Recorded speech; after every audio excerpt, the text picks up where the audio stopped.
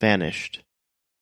As stated before, originally this incident and the shooting at Cafe Racer were treated as two separate incidents. It didn't take investigators long to put two and two together and realize that they were looking for one shooter, not two. Active Shooter will return after these short messages. Around 30 minutes after the shooting, Gloria's SUV was located in West Seattle. Upon further investigation, the police noted that there was a gun left inside, and it was identical to the gun that Henry used in the shootings. The search area widened now that they had found the vehicle. A short time later, there was yet another call that came through to dispatch from a man who said that he communicated with Henry not long before. He didn't realize that Henry was involved in any shooting until the man heard Henry's name on the news. The man stated that Henry contacted him and stated he was in the area and wanted to talk. Henry was never a close friend of his, more like an acquaintance. The man said that when he talked to Henry, Henry was speaking nonsense and acting erratically. Two separate manhunts across Seattle today as police went house to house. Families were warned to bolt their doors. And now a new development just in from Seattle. After talking to the acquaintance, Henry started walking around, attempting to blend in with large groups of people. At one point, he was on the campus of South Seattle Community College, and he would join up with random groups of people to try and blend in, trying to go unnoticed. His face was on every local news channel in the area, and he knew people would be looking for him. After blending in and out of crowds, Henry left the community college campus and went to a quiet residential area. He was at the intersection of 37th Avenue Southwest and Raymond Street when a plainclothes officer saw him and immediately called it in to the SWAT team. As the officer started closing in on Henry, he walked into the middle of the street, knelt down, and shot himself in the head. It was just after 4:00 p.m. According to the Cafe Racer website, the coffee shop first opened in 2004 as Lucky Dog Espresso. There have been many new owners and name changes until the Cafe Racer name stuck for good. The locals refer to the popular shop as simply Racer. Racer is home to many different artists of all different kinds from around Seattle. It is located in Seattle's Ravenna neighborhood and is especially known for its plethora of live music offered. There is a very tight community of musicians and artists who regularly hang out at the shop. On Tuesday evenings, Cafe Racer hosts an open mic night, and on Wednesdays, groups of people get together for storytelling, writing, comedy, and improv. Cafe Racer is also known for its Bad Art Museum. The official Bad Art Museum of Art, or the Obama Room, displays an entire collection of bad art. You can even reserve the Obama Room for private events. I think the best way to describe the cafe and its eclecticness was one time I was cleaning up in the back room and I found a bed of nails. What kind of place is this that you find a bed of nails and you just kick it out of the way? You don't ask where it came from, you don't ask why it's there or anything. It's just like part of the place. There were 5 victims killed, and 1 person was injured in the massacre that took place on May 30th, 2012. Donald Largan was the man who was killed by the entrance as he was leaving the cafe.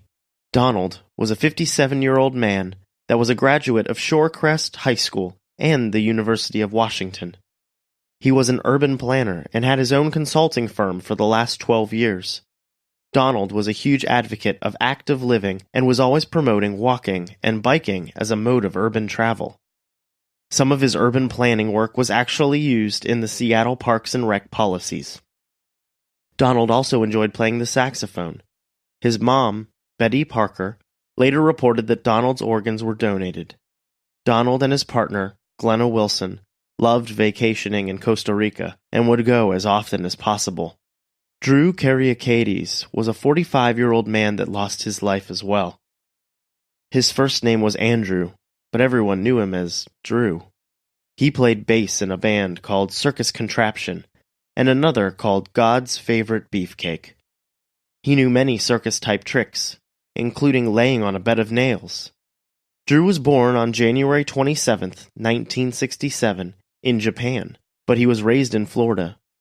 On stage, Drew was known as a foul-mouthed, singing clown, but when offstage, he was a big-hearted, romantic songwriter. Drew and his best friend Joe were regulars at Cafe Racer, and were there every day. Years prior, Drew married his wife, Zoe, in a ceremony in New York City.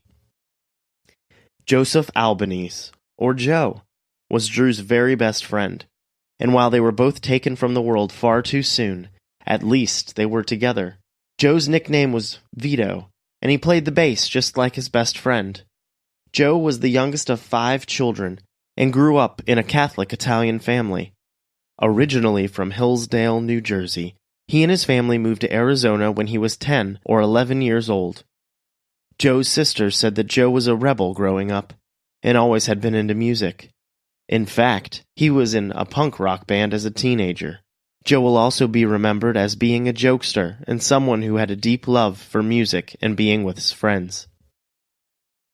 Kimberly Layfield was the 4th person to be killed at Cafe Racer. Originally from Albany, Georgia, the 38-year-old moved to Seattle from Vermont about 10 years earlier. Kimberly used to be a dental assistant until she gave up that career to pursue an acting career. Kimberly graduated from Riverview Academy and was a member of the First Southern Methodist Church group of Albany, as well as a member of the 35th Street Acting Group. Kimberly's organs were also donated. The final victim was Gloria Leonidas. Gloria was 52 years old and left behind her husband Tom, as well as 2 young daughters. Gloria was born in Germany on June 11, 1959. She was very active in the lighting industry and worked at Electrical Reps West. Her daughters, who were in the 6th and 11th grades, attended the Seattle Academy of Arts and Sciences, which was a private school. Gloria was very active in her children's school, and she constantly volunteered. Those that knew and loved Gloria will especially miss her kind heart. Henry was in a good mood on the day of the shooting. At least, that is what his family later reported. His father even specifically noted to his mother that day that Henry seemed to be in a good mood. That was rare for Henry these days because, while he was erratic, argumentative, and full of rage for years, his behavior recently was escalating. Born in Santa Barbara, California, on September 16, 1971, Henry was the eldest of 3 children. Later, the family moved to the suburb of Beacon Hill in Seattle to be closer to his mother's family. According to his family, Henry had shown signs of autism and learning disorders, and he struggled with reading, writing, and focusing his attention. While growing up, Henry attended different alternative schools before finally getting his GED. Henry's father reported that when Henry was 17 years old, he joined the Army, where he sustained a head injury from a grenade blast during a training exercise. After this claim was researched further, an Army spokeswoman said that the Army has no record of Henry ever even serving in the Army. There was also no record of him ever receiving mental health care while growing up. After Henry claimed to have received his injury, he continued to work a string of odd jobs. He worked for a time in the commercial fishing industry in Alaska, as well as a roadie for several different local bands. Henry was a huge fan of the punk rock band scene in Seattle, and would do whatever he could to be a part of it. A previous girlfriend claimed she saw sudden changes in his personality during the 3 years they were together. These sudden changes came around in 2007 when he would have violent rages. The ex-girlfriend remembers in February of 2008 she came home to over $1,000 of her belongings smashed and ruined. When she attempted to call 911, Henry attacked her, causing her to fall to the ground and making her nose bleed. After attacking her, Henry grabbed one of his handguns and ran off, knowing he was in trouble. After the police arrived, Henry was later found by a police canine in a local park. He was charged with 4 counts of misdemeanor domestic violence. Unfortunately, Henry fell off of everyone's radar as the charges were later dismissed because his girlfriend filed a sworn statement disputing the police report. The 2008 incident wouldn't be the last time that Henry got into trouble for violence. In March of 2010, he attacked his little brother, and once again the police were called. Henry was charged with assault and battery against his brother. However, this charge was dismissed as well. This time, Henry's mom disputed the assault and battery charge, saying she was present during the altercation, and the fighting was nothing more than a verbal disagreement. After this incident, the brothers stopped talking to each other. Henry was known in the Seattle area, but not in a good way. He was known as being a loudmouth, very negative, and always cursing loudly. It was this same behavior that resulted in him being banned from entering the Cafe Racer coffee shop the week before the shooting. Henry tried to befriend a group of artists and musicians at the cafe. Two of those people ended up being two of Henry's victims, Joe and Drew. You see, Joe and Drew had learned of Henry's assaultive and dangerous behavior, so they started to distance themselves from the odd man. In fact, investigators feel that this could have been a motive for the shooting because he was upset and wanted to get even with Joe and Drew for ousting him from their prestigious circle. Henry didn't have a criminal record, except for the dismissed cases mentioned earlier, and a few traffic tickets. His family reported that he battled mental illness for years. Unfortunately, Henry's father never did anything to help him, because he didn't think there was anything he could do to help Henry. His family was told that they could only have Henry involuntarily committed to a mental hospital if he had threatened them, himself, or others, which is something they say he never did. In addition to him not threatening anyone, Henry simply didn't want to help. He didn't think he needed it. This is something so many people battling mental illnesses think. Could the lives of Donald, Drew, Joe, and Gloria have been saved if Henry's family did more to get him the help he needed? This is something we may never know the answer to. And that is the end of today's episode. Remember to always say something if you see something. You don't know whose life you could be saving. Make sure to also check us out on social media. We have a newly formed discussion group on Facebook. Just search for Active Shooter, the podcast discussion group. You can also find us on Instagram at Active the Podcast and Twitter at Podcast Active. For just $1 a month, you can get access to ad-free episodes, early release episodes when available, and a shout-out on the show. Just go to www.patreon.com/activethepodcast. Thank you, and be safe.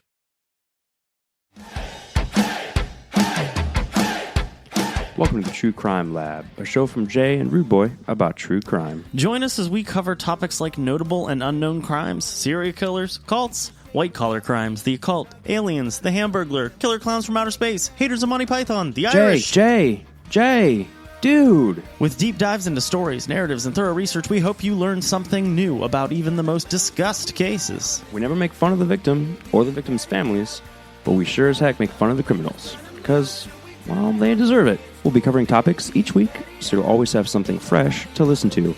We can be found on Apple Podcasts, Spotify, Spreaker, Stitcher, and everywhere else you get your stories. As we traverse this crime-laden world, don't forget to subscribe, rate, and review to let us know what you think about our show. So enter the True Crime Lab with true friends talking about true crime.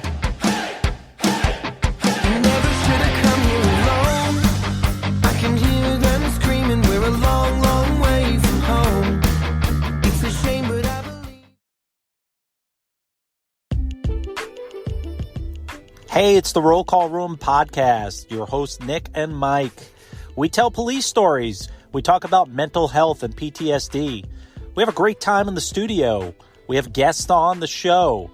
Check us out on rollcallroom.com, Pandora, iTunes, Spotify, and now YouTube.